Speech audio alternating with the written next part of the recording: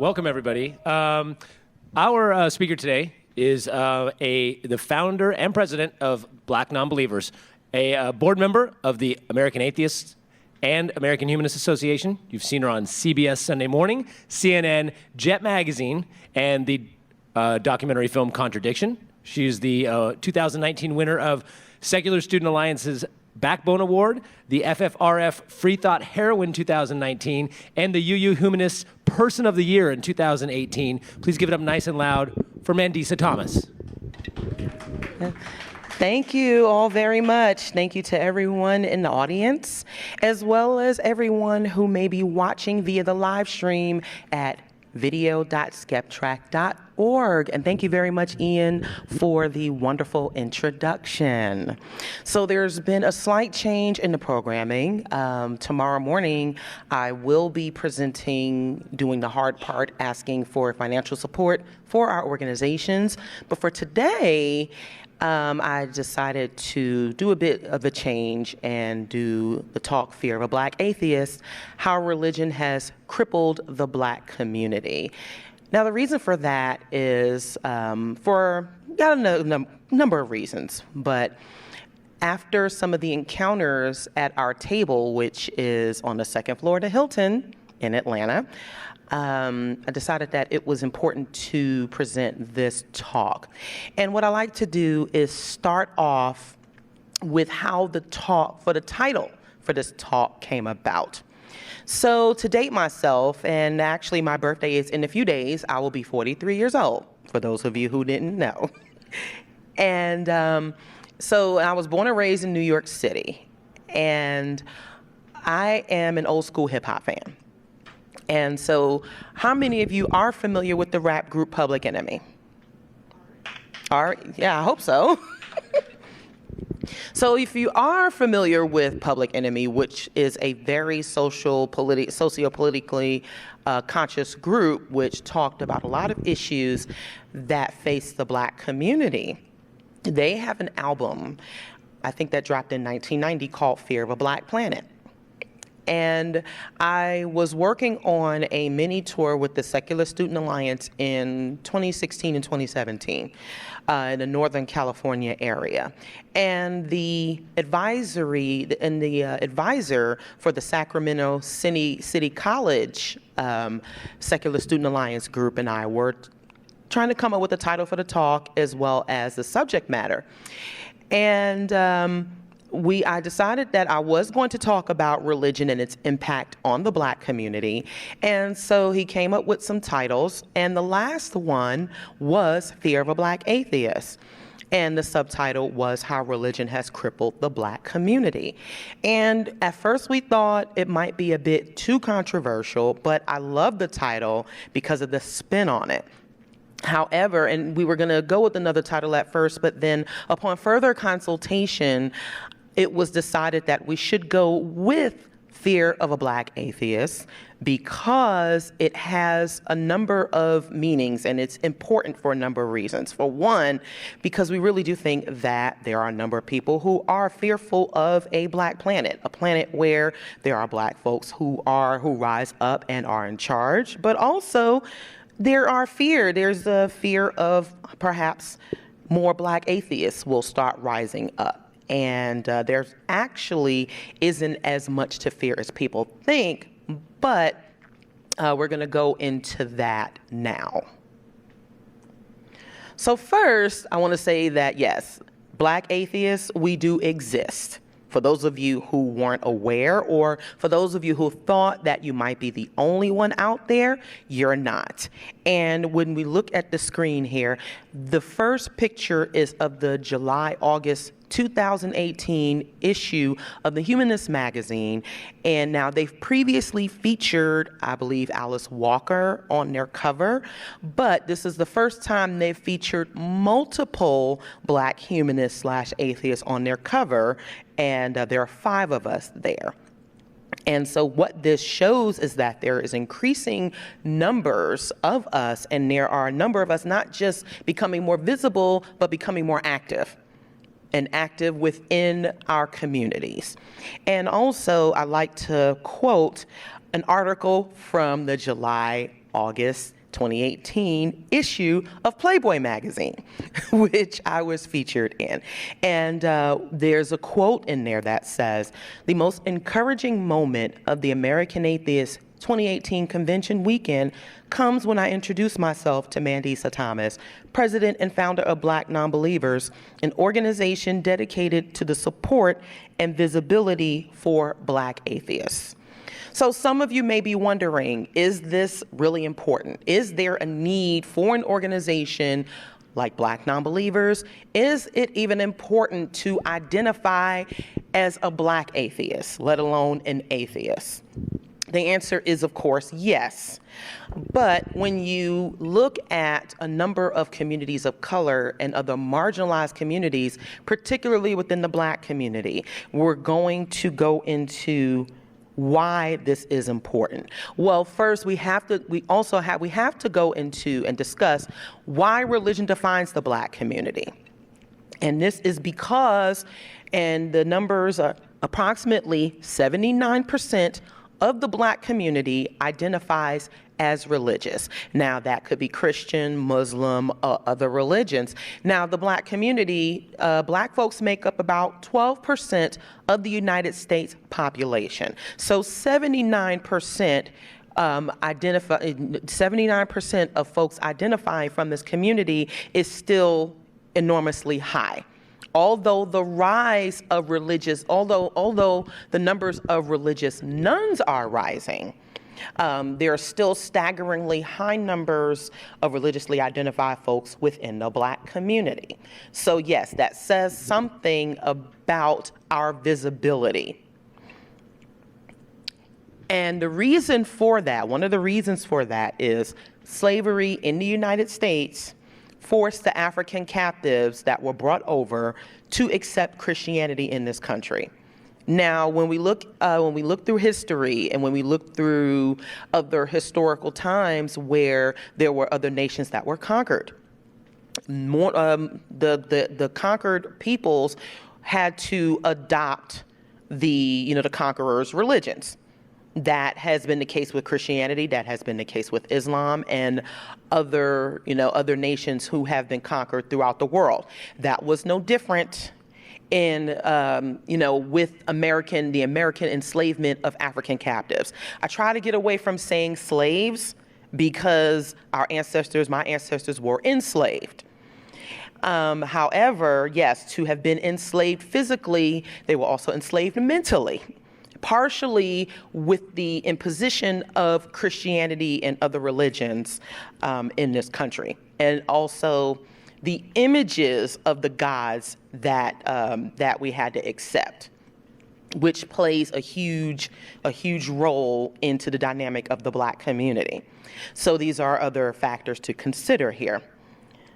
But the Black church became the primary support system once slavery ended and institutionalized racism was enacted and enforced. Now, this is also after American enslavement, but also after the Reconstruction period. So from the periods of 1865 till about the mid-1870s, there was a rise in Black progress. You had Black businesses, you had Black politicians. So after slavery, there was a huge rise of prosperity within the Black community. However, that also brought about your main terrorist organization known as the Ku Klux Klan, which went around effectively murdering, torturing, and all Black folks and other folks who supported us.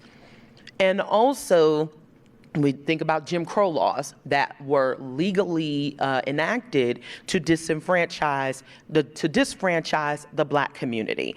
And so with that occurring, the Black church in particular became that support system for many Blacks when they had almost nothing else. We must consider too that there were a lot of historically Black colleges and universities that were started by religious institutions. So we take those factors into consideration and into account. And also, the church was a place where blacks could rise to a level of prominence. It was instrumental to representation for the community. You know, that these are things that we absolutely, again, must consider about the church and also the history of the black community. And these numbers can be researched. We get them from Pew Research, and I'll be talking more later about Pew Research and some of the work we've been doing. But for as instrumental as the church was, and we can acknowledge the historical part that it played with the community, we must also discuss how religion has been a crippling agent to the black community. And first, we talk about we cannot deny, or we must discuss how religion has hijacked the image of the black community historically and currently. So I bring up this example very quickly, show of hands in the audience, and some of you who are watching live may be able to answer this as well. How many of you are familiar with Dr. Carter G. Woodson? No one? Okay. I saw one person's hand go up. So Dr. Woodson was an African-American historian, Harvard graduate, worked with W.E.B. Du Bois and other historical folks from the Black Renaissance period, the Harlem Renaissance period. He is the author of The Miseducation of the Negro, which was published in 1925. He is also the father of Negro History Week, which in the 1970s became Black History Month. He was a critic of the church and its impact on the black community. So the foundation of Black History Month was started by a freethinker and someone who was critical of this institution, which shows that not everyone in the black community was a fan of the church. There was certainly criticism, not just from him, but also other historic black figures. And he was also the foundation of, again, one of the most important months in the calendar year. So this is a part of the narrative that we must continue to take back and reclaim, because the black church does not define us completely, and it also does not own the black narrative. It also ignores how blacks became predominantly Christian in the first place. Now, yes, we can acknowledge the good that the church has done and in many instances continues to do, but they should be doing that regardless. But the doctrine of the Bible, the doctrine of suffering and subjugation has not changed in hundreds of years. And the subjugation, especially of the African captives, and the transatlantic slave trade, was endorsed by the Catholic Church, and perpetual enslavement was endorsed by the Catholic Church, meaning that you were a slave for life, your children were enslaved for life, which led to the institutional factors within this country. So yes, I guess there's something. I'm not a Bible scholar, admittedly, for those of you who are watching, but we do know that that the African captives, there were passages in the Bible from the descendants of, saying that the descendants of Ham the African captives were the descendants of Ham, and they were the darker people, and so therefore their enslavement was justified through passages in the Bible. And unfortunately, there are so many people. So when we ask there are many people who may ask, well, how can blacks still believe in the religion, the religion of the conqueror, the religion that enslaved us? Unfortunately, that is a byproduct of the church being so influential that so many people ignore that part. And considering that many people in general don't read the Bible, or they don't read any parts of the Bible, they're they have those passages interpreted to them. And that was no different during the period of slavery in this country, that it was illegal. Remember, it was illegal to teach slaves how to read and write. The only book that was allowed to be interpreted was the Bible. And so, yes, there are many within our communities who either overlook or who are ignorant of these passages that reinforce slavery and enslavement. Religion reinforces dependence on divine intervention, and it also reinforces the idea of a savior.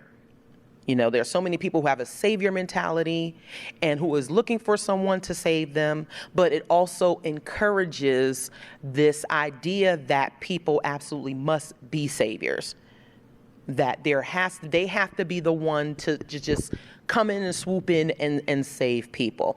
And when we look at the periods of, and even current times of injustice, particularly racial injustice within the Black community, one of the first go-tos is always to pray on it. Let's have a prayer vigil when someone is shot by the police or when someone is brutally killed. One of the first things that folks want to do is pray on it.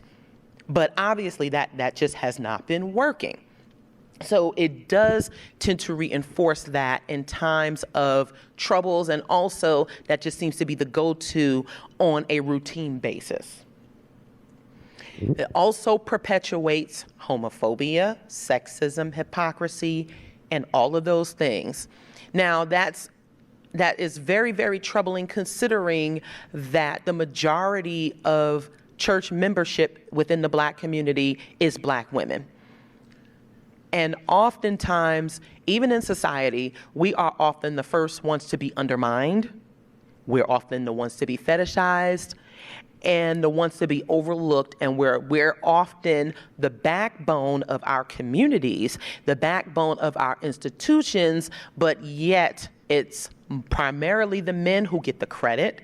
It's often the men who are viewed as the first to be on the front lines, as to be the sacrifice or the sacrificers, but yet it's often the women. And the doctrine, especially within the Christian texts as well as the Muslim texts, in those doctrines, the women are often very, very much demoralized, and we're often at the heart of all the troubles, let's say, if you will. It often justifies the mistreatment of particularly women and then Black women in this society. And unfortunately, within the Black church in particular, that has really been the case. It also overlooks, and within that, it overlooks the abusive actions that are committed by religious people and their leaders. Now, in this age of technology, and as people become more outspoken about these things, let's think the Catholic Church. How many people, how many years has the corruption and the mistreatment and the abuse been overlooked? Now that is coming more to light. And it's no different within the Black community. But how many of you are familiar with the late Bishop Eddie Long? Yes, so I saw a few more hands go up in the audience, which was great. So the late Bishop Eddie Long, who ironically died or passed away in 2017 on Dr. Martin Luther King's actual birthday, January 15th. I can't say I'm very upset about that. He was the leader of the New Birth Church in Lithonia, Georgia. It is a mega church. This guy, in 2004, organized a protest against same-sex marriage and LGBTQ unions. And it was supposedly pro-family, if you will. So at the end of 2010, there were reports surfacing that he was carrying on illicit affairs with underage men with young men in his congregation. And he was using church funds to fly these men around the world, these young men around the world, and using the church to buy them material things. And of course, once he got tired of them, he discarded them. But this was the story at the end of 2010. The scandal had come to light. And he promised he was going to fight it. He ended up settling with these men. But many people in the church actually, there was a lot of criticism that came from that, but also many of many members of his congregation stuck by him. He's just a man, and God will, he's only judgment can be made by God, etc. But however, usually the people in these positions are often the ones pointing the fingers at their flock. They're often preaching from a platform of morality, or what it means to be moral, or what it means or what values they're supposed to have, and yet they're often the ones getting caught doing the very same things that they're speaking against. Also, the church takes money from the community but doesn't sufficiently give it back. There is a good documentary on YouTube called Black Church Inc., which discusses the business of the church. And yes, churches are businesses like many others. Even though they are listed as nonprofits, they don't have to disclose their income or their finances to the IRS, even if they make over $50,000. They don't have to report that. But collectively, as an institution, the Black church since the 1980s has generated over $400 billion. Now, those are wealth building numbers. Those are numbers that, if not put into the upkeep of some of the larger buildings, could sufficiently go better into the community's pockets.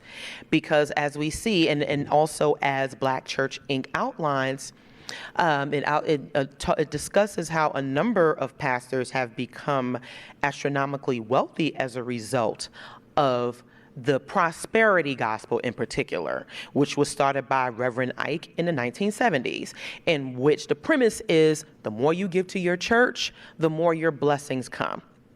But yet, it hasn't been as beneficial to the Black community as it could be, which encourages that blind giving and the upholding the pastor and the leader. And just think of your Creflo dollars. You think of your Joel Osteens as well, your T.D. Jakes, and how they live well above their congregations. Of course, that's not saying that all pastors live that way, but however, as a collective institution, considering what we deal with in our communities as well as those numbers, there is a problem there.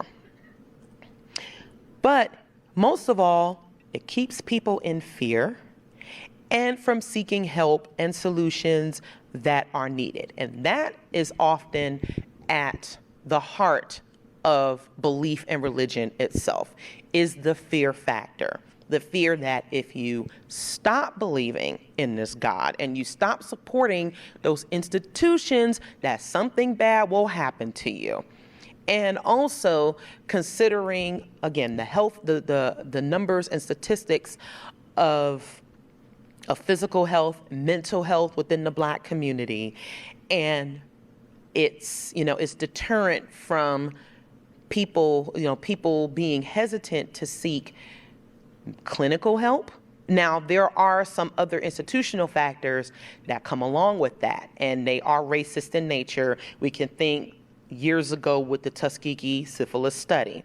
However, that should not be used as a justification to not go seek clinical help. Yes, we can acknowledge that there have been some bad things done in the name of science against the Black community. However, again, there's no excuse for that. So But there is a fear of people seeking, especially mental help. Because there are many people who are religious who think that going to the doctor or, is something that is, when someone has a mental disorder or a mental deficiency, that's often seen as maybe being a bad spirit, or we've often been told, just stay away from so-and-so, they might be a little touched. But however, we have not been exempt from experiencing abuse that comes from internally within our communities that have not been properly dealt with, perhaps if someone had been able to see a psychologist or a psychiatrist. And so that is often still, we're still kind of lagging behind in the mental health. There is now more of a push for Black folks to deal with their mental health, which is great. However, it does tend to come from a religious standpoint, and it can be very, very challenging to get people to just go to the doctor for their regular checkups. The other fear from the religious community is tied into what is considered the Black identity, what it means to be Black. Now, certainly being an atheist isn't among that. When people think of atheism in our community, it's like, oh, you're trying to be like those white people. You're rejecting your race. You're rejecting your people. You're rejecting your history. You're rejecting your culture. And so there is such an emotional tie to this institution that does not allow many people to see that there are all types of Black folks out there, even at this convention. We talked to a number of people who feel like, well, their family members think they're weird for being into science and science fiction and fantasy. It's no different from those of us who openly identify as atheists. And these things often intersect. When we're talking about what it means to especially be Black in America. So these are, again, it's crippling to the community itself from an outsider's perspective. It's also crippling internally, because we refuse to see each other just as human beings at times. But even with this fear, that is why Black Nonbelievers is here. Now, thank you. Now, I'm not saying that we're here that we are able to save the world or even be saviors to the Black community, because we eschew the savior mentality. Meaning that, but there are more Black folks who are now waking up to those religious beliefs. There's always been criticism of the Black church, but now there are more of us who are openly identifying as atheist, agnostic, humanist, skeptic, etc. And in 2011, when in the end of 2010, I re-identified as an atheist, and I was looking for a community. I was looking for other Black folks and other folks offline to engage with. But seeing that there was a lack of diversity and inclusion at the time, especially in the Atlanta area, it was determined that we needed to start an organization that helped bring out more of us, because in a city like Atlanta that has a huge Black population, we said that there has to be more of us out here, but perhaps they don't know that there are organized efforts out there already. And there definitely was nothing in the Atlanta area that specifically focused on the Black community. And so this is what we started out doing in 2011. And we've been going strong for the past 8 years. And we started here in Atlanta, and in 2019, 8 years later, we now have a total of 15 affiliate groups nationwide. Thank you.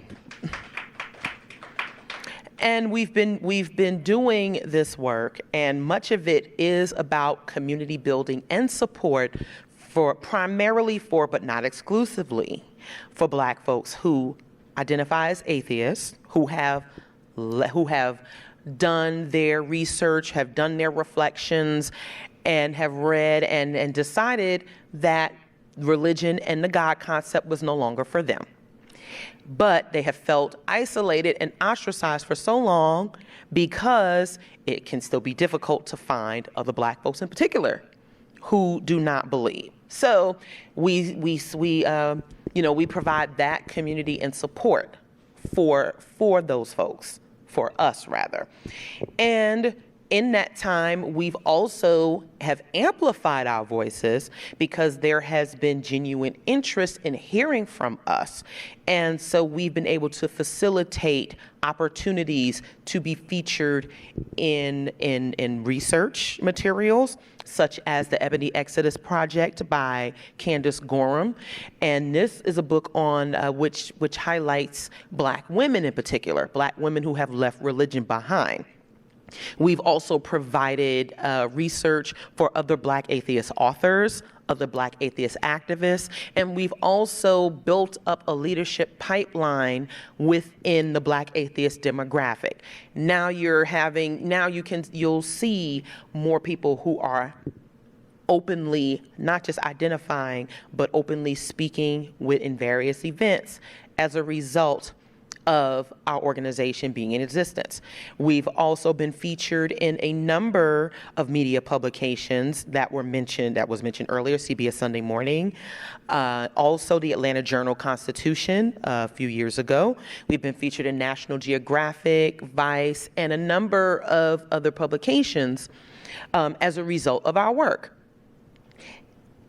And in 2017, we launched our Being Changes Lives campaign, which is a collection of testimonies from members and allies, and we'll be getting to that later. This is just, we've received feedback from members who have expressed that we have not only changed their lives, but we've saved their lives. And it's important for people to note that just being open about your identity, about this identity, and knowing that there are others out there, and knowing that they can reach out and touch is extremely important. These testimonies can be submitted anonymously to us. It costs nothing to do so. And the social media hashtag is BN Changes Lives. And I'd like to just read one of them for everyone out here. Most days I want to die. I've struggled with suicide and low self-worth for most of my life. One day, I got up the courage to tell my dad about the first man to touch me. The next day, I watched him shake that man's hand in church. Every pain I had to pray away with no relief. My father, his mother, his brother, and both sisters are ministers. I've always been different and searched relentlessly for people who looked and felt like me. Then I found BN. I love how inclusive you are. You let people discover themselves and encourage us on this journey to be free of religion, aka bondage. The connections alone are worth being a part of your organization. Never go away, please. So this goes to show the importance, not just because I'm telling you, but it's also because our members are showing. And within our community, when I say our community, I mean the secular community. We pride ourselves on our intellectual capabilities, but what we still need to improve upon are our people skills and how we connect with others. And so that has been at the heart of our organization, and letting people know, for one, they're not alone, and that any questions they've had about their religious beliefs are valid, and also that they can just breathe to say, okay, yes, I am so happy that I found you all, because no, whenever we think that we're alone with our thoughts, we usually aren't. And so that validation is extremely important. So now we get to a really important question within this community. Are you really an ally?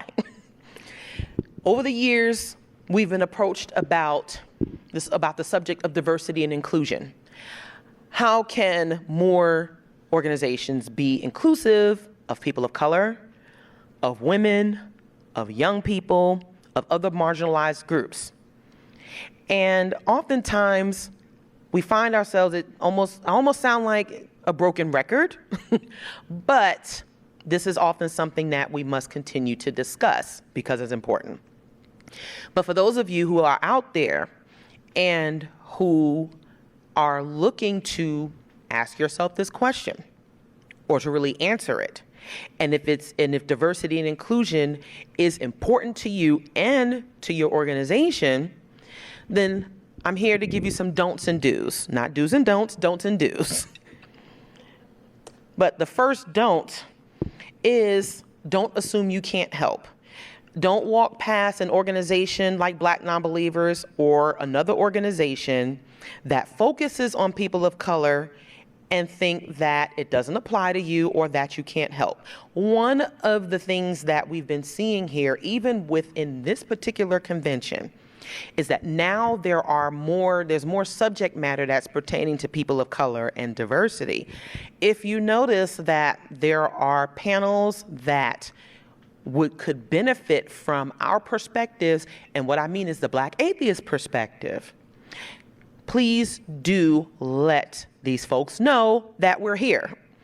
Don't just let the opportunity pass you by and say, okay, don't just keep silent about it. It doesn't mean you can't, yes, we are the primary spokespersons for our experiences and our perspectives, but it doesn't mean that you cannot help in any way. Also, please don't assume that we care about the same issues or even think alike. We damn sure don't look alike. So therefore, we all don't think alike. The Black community has always been diverse intellectually. We've always had different schools of thought, and it is no different now. And also, even though many of us are atheists, we sure do have different perspectives on other issues. And the ability to express them objectively is something that we can do within our own community. So please don't approach us as if we all care about the same issues equally, because we don't. Also, don't dismiss the importance of our groups. Now, some folks may have never encountered any other people of color, depending on where you grew up, which is very, very possible. Even though in this day and age, it's kind of hard not to see images of diversity, especially on the internet and on TV. But there are still some folks who have never encountered people of color, and as well as have ever had the inclination to care about what we go through. So if you aren't really aware of that, don't dismiss the importance of what we go through, because that's not really being a good ally or someone who wants to help. Also, don't become defensive when we discuss our concerns. So there's still a long way to go when it comes to diversity and inclusion, as all equality and equity. And in talking about collective institutional racism, when we talk about white supremacy, which has hurt all of us because it hinders the conversation, it can hinder a lot of progress. But when we speak, I know I can speak for myself, when we talk about the collective institutions of racism and injustice and what the white collective has done, we're not saying that you have done anything to us personally, but we cannot deny or dismiss what has been done collectively. We have to talk about this, especially if we are educating ourselves on the issues at hand. And I remember there was a gentleman who, when the American Humanist Association posted one of my presentations or feature in Washington, D.C., we never fail to get someone who says, well, why does there have to be Black nonbelievers? And there was one guy who said, well, that's just like me calling myself White Johnny. So I responded to the gentleman because I had time that day. And I said, well, white Johnny, you know, we have 7 mutual friends and none of them are people of color. So therefore, that's saying a lot about you. But also, the organization is called Black Nonbelievers. It is not called Black Mandisa or anything. So if it's not about me, it damn sure isn't about you. So take yourself out of that and try to listen. And also, please don't say I don't see color or race. Now, we can acknowledge, especially within this country, that race is a social construct. It isn't just a social construct, it's an institutional construct because it was crafted to differentiate between the enslaved Africans and to create different class systems within this country. It is a racist construct, and it was not crafted by black folks. It is a white supremacist construct, but guess what? This is what we're working with here. And when you say you don't see color or race, you're not seeing the institutional aspects that go with that and what we're having to deal with here. You're saying that you don't see, you're dismissing the struggles of these marginalized, of our communities and what we've been through. So try to correct that part of it. And also just, definitely when you learn more about that, you definitely should be reconsidering what you say, because yes, it's nice and ideal. It's a lofty concept to say that, but it's also very dismissive, and that does need to be taken into consideration. But we're not going to end this on a negative note. So we're going to go to with the do's. So if you're really an ally, do listen and learn. And one rule of thumb in my professional, capacity as a manager as well as a leader is listening and learning is very important, and not just listening to respond, but listening to understand. Do listen and learn from those marginalized folks. Also, adjust your attitudes and actions when presented with new information. There is no shame in not knowing something before. In fact, there's no shame in saying, I don't know, period. But when someone tells you about something that has been done wrong, whether it is personally or on a collective basis, it's good to make that adjustment and not get defensive. But when you are presented with new information, then you take it into account and you adjust.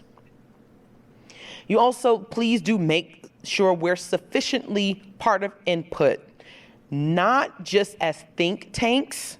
Please don't just utilize us for your education, but making sure that you invite us to serve on boards, a part of your planning processes, whether it's events, and also making sure that if you are creating an event or if you have an organization that is looking to be more diverse and inclusive, that you are tapping into those folks that you're looking to represent.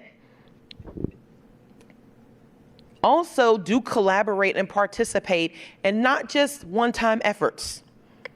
There has to be ongoing initiatives, and this can be difficult considering some of everything that we have to do in our daily lives. But do collaborate with organizations that serve or work with other marginalized groups, especially if you're a humanist or secular or atheist group, because you may find that your goals align. And please don't just do so during Black History Month or during other, just special occasions. This has to be it has to become a part of your routine. Also, again, have information and resources available. So now that you know that there's an organization like Black Nonbelievers and also other organizations, and that you know that there are more Black atheists out there, if you don't have access to it, perhaps either we might or we may know others who will. So therefore, you can have, and also if you come across anyone that may be looking for this information, now you have it. So it's good to know, now that you know, you can share with other people. Finally, do donate and support. Our organizations, just like we contend, I have to acknowledge that there are many churches, they're smaller. Yes, they need, every organization needs money to survive and also to maintain. And I'll be going more into that tomorrow. So yes, please do come to that presentation. 10 o'clock tomorrow morning in the Skeptrack room. So our organization, Black Nonbelievers, is a 501c3, and donations to us are tax deductible. And also, support and donations come not just financially. They come in the form of time, they come in the form of other resources, they come in the form of volunteering. They just as if you think of any other organization and the things that you do for them that don't necessarily require money, even though that's always the most important. And if you can do one or more, that's great. But support comes in many forms. And so just keeping that in mind, that good allies and good supporters look for ways to assist organizations in those forms. And I like to point out some folks who, because some people ask, well, can I support your organization if I'm not a person of color? The answer is yes, you can. And if you look at one of our lovely audiovisual technicians, you'll see one of the shirts she's wearing. So don't be shy about coming to our table after this talk and supporting Black Nonbelievers however you can. But these are just some of the folks who do support us. And so again, we are an organization that welcomes everyone, but we center us. We center our perspectives, we center our people. And guess what? That is okay. So here are just a few of our events that's coming up. This one I'm gonna plug, the picture on the left, I'm gonna plug tremendously right now. So we're co-hosting the first ever Women of Color Beyond Belief conference, which is the first of its kind period. All of the presenters, all of the organizers are women of color. And this is a conference that is taking place in Chicago from October 4th through the 6th. The website is wocbeyondbelief.com. Tickets are still available. If you are in the Chicago area or you are planning to visit, please do register.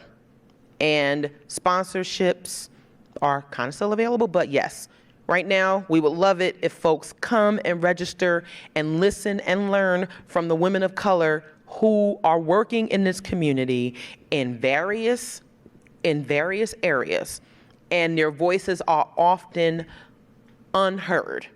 And so now there will be a bunch of us there together. There is a concentration of us that people may not be aware of, but that you need to know.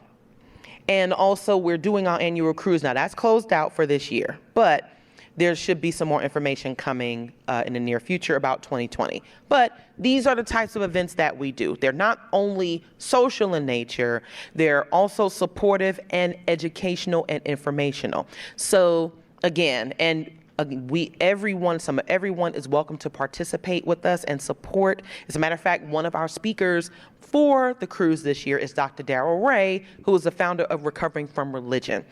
And so we work with a number of our allied organizations and allied folks, and to bring them into it's for our membership to hear from. So here's a few references and resources for more information. We have Confessions of a Black Atheist that I wrote in 2015 on CNN's website. The article is still available. You also have Contradiction, A Question of Faith by Jeremiah Kamara, and he is working on a new documentary which will be available soon, which is called Holy Hierarchy, The Religious Roots of Racism in America. So y'all want to look out for that.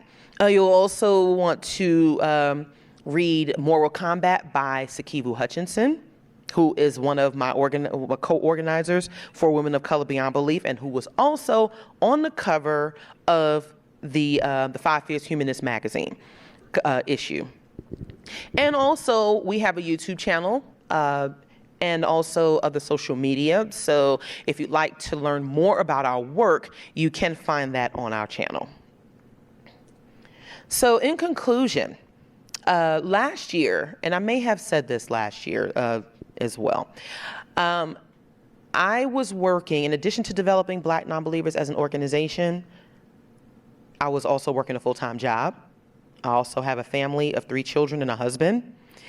But with the demand that this work required, I decided to take the leap and resign from that job because this needed to be my job.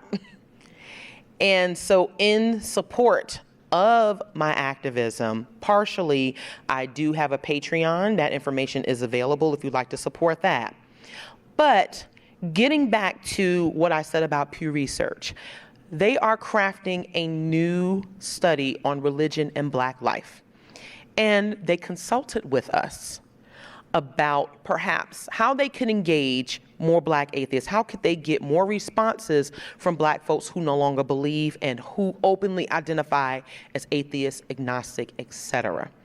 And also we were tapped to participate in a 6-part series that the Smithsonian Museum of African American Culture is putting on called God Talk, about Black millennials who are leaving religion. So they are now looking more for the secular, non-religious, atheist perspective from the Black community. What this means is that people are starting to pay more attention. There are probably more of us than people think. That 79% number will probably drop in the next few years. It's probably lower than we think. But what that means is that it is more important for us to work together, to continue to build that community, to continue to build up that support for those who have left religion behind and who are questioning and who need to know that it is okay to do so. Because again, people are paying attention.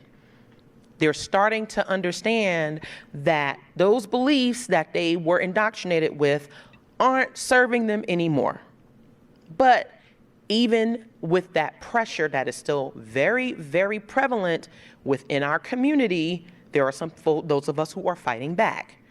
We are destigmatizing atheism, humanism, and secularism. And we're also helping people to overcome those fears that they may have had. The fear that comes along with believing in something that really has no basis in fact and evidence. But there are some who are still afraid to let it go. They're still struggling, and people need to know that we're here. People need to know that there are changes coming, and that there are more people of color, there are more marginalized groups who are also facing those fears and starting to come out more. And the question becomes, what are we doing to make sure that we're prepared for that as a community, and that we are starting to build these solid foundations and maintaining these foundations for the future? Thank you.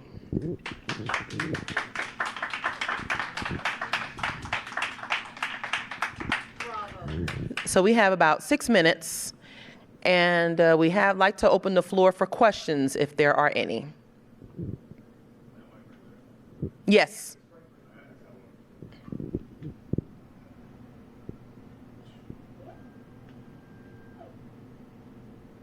Testing. All right, Yes, cool. it's on. So, yeah. So my question is, you've pretty seen, I'm moving it up.